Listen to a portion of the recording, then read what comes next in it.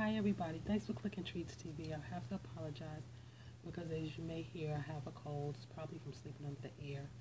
And last week I wasn't able to post. I have my own things going on. And if you're doing this as, enjoyment and not as a job, you'll post whenever you get an opportunity. And I know it's supposed to be on Wednesdays, but again, you're supposed to be doing your art as an enjoyment.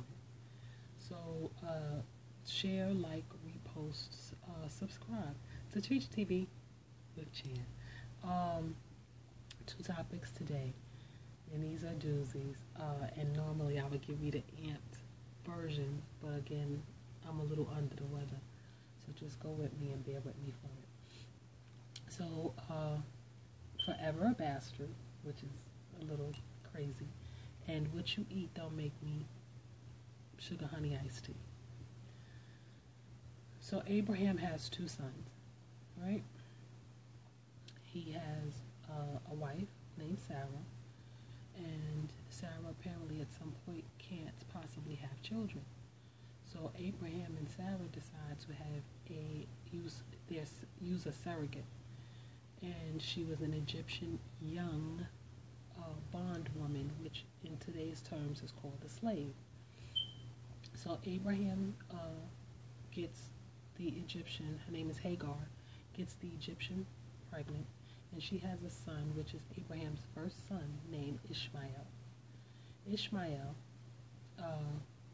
grows and prospers, but during this time, somehow Sarah winds up eventually getting pregnant, and they say she got pregnant at an old age. So Sarah does also give Abraham a son, and his name is Isaac. Just a little sidebar and a little irony to this story. Isaac's name means laughter. So the reason I say this is because eventually Sarah, as most women are, can't control their jealous demons or whatever reasons. Sarah and Abraham decide that they have to cast out Ishmael and Hagar, the Egyptian young slave. Here's part of what I read. She's jealous. Also, Ishmael, which is his first son, is a bastard. If you don't marry the woman or the man that you have a child with, your child is a bastard. So Ishmael and his mother Hagar are cast out into the wilderness and into the desert, of which Abraham only gives the wife, gives the slave young girl some bread and some water. Of course, Ishmael goes on to be a great archer, and those are the things that you do out of necessity. You learn to, function out of necessity. He becomes a great archer, but nevertheless, they were cast out.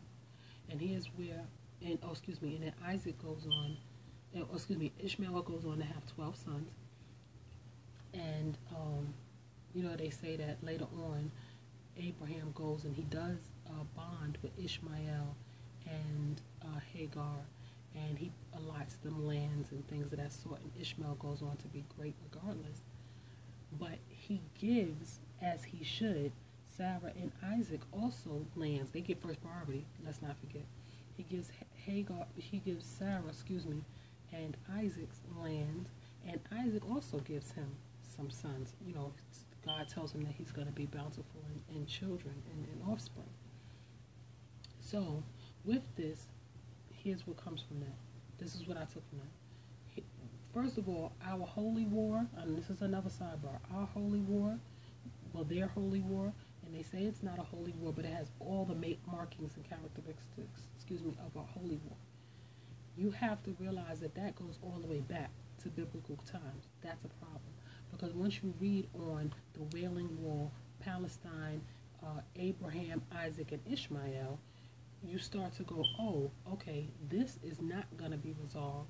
You can ask for certain things like peace from it and peace in the Middle East, but that does not mean that we have to be realistic that all things are not going to be abided by and things of that sort. Because if it's going back to Abraham, Ishmael, Isaac, and their many sons in the lands that were allotted to them, there's always going to be some type of turmoil and strife as to I came from this person and I came from that person and the lineage. That's one thing.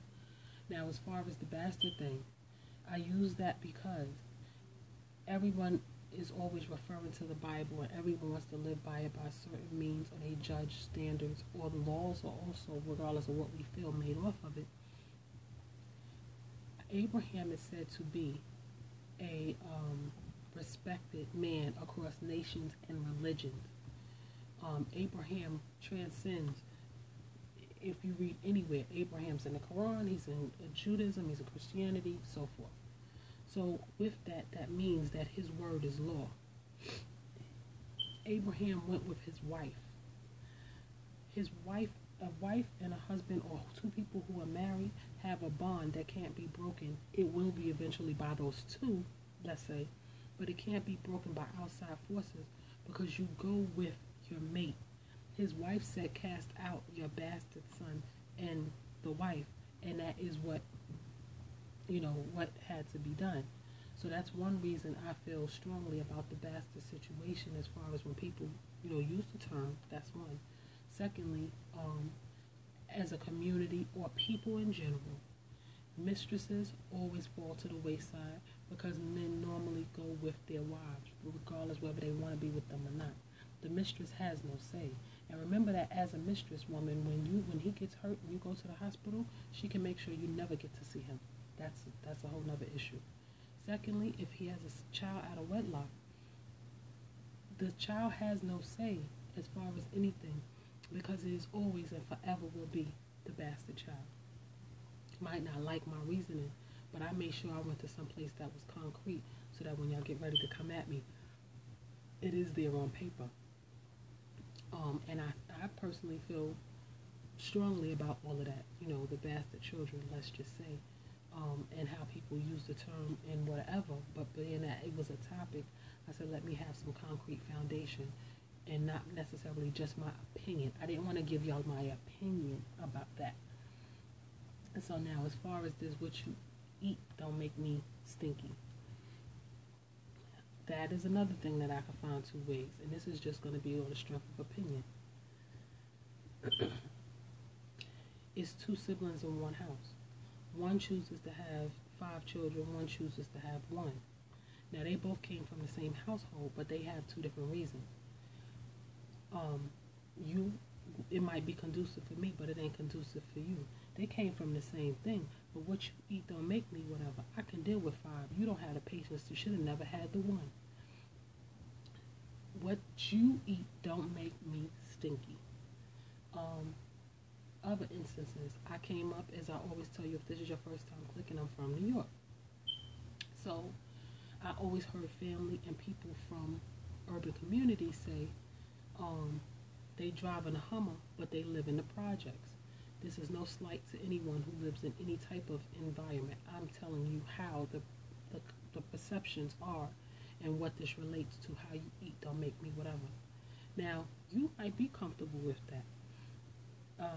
But the next person may not necessarily. You're not supposed to, from my understanding, stay wherever in that mindset, in that poverty setting. But much less you're going to go and get a Hummer and make those payments but pay $2 in rent. And that was always the impression and the mindset from what we understood coming up. Now, for some, the projects are comfortable, or housing, or tenements, or whatever they are, that's comfortable for you to ride an elevator and walk up steps and all that other stuff. But for some, they want to pull their trash to the curb every day and hear birds chirp and walk in grass. What one eats don't make the other one stinky. To me, once you start to fall into the mindset of you got to go with the current, then you start to become cliquish. I ain't never subscribed to that. Independent thinkers. Also, you have no diversity.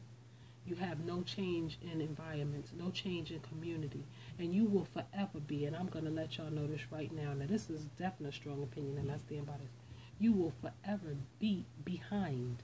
Because they say there's nothing new under the sun, but if you can't go away from what you eat don't make me stinky, if you can't follow that, that subscribe to that, you will forever be behind what the next person feel you should be doing, or you haven't done this, so I got you going down a checklist of what everybody else got, what they doing and how they doing it.